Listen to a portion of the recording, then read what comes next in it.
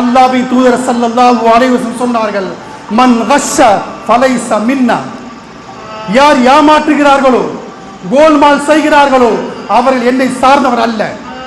பால் டிப்போல இப்ப பாருங்க, பால் டிப்போல எழுதி வச்சிருப்பாங்க, முஸ்லிம் பால் டிப்போல மன் கஷ்ஷ ஃபலைஸ மின்னா, யார் ஏமாற்றுகிறார்களோ அவர் என்னை சார்ந்தவர் அல்ல.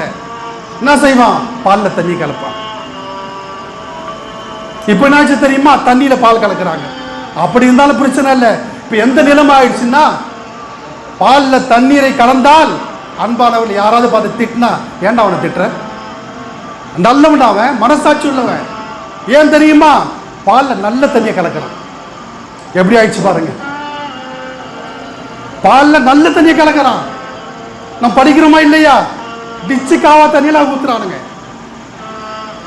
பாருங்க. சகோதரர்களே, குர்ஆனுடைய வசனங்கள், ஹதீஸுடைய வசனங்கள் தலைக்கு மேலே எழுதப்பட்டிருக்கிறது, அவனுக்கு முன்னால் எழுதப்பட்டிருக்கிறது.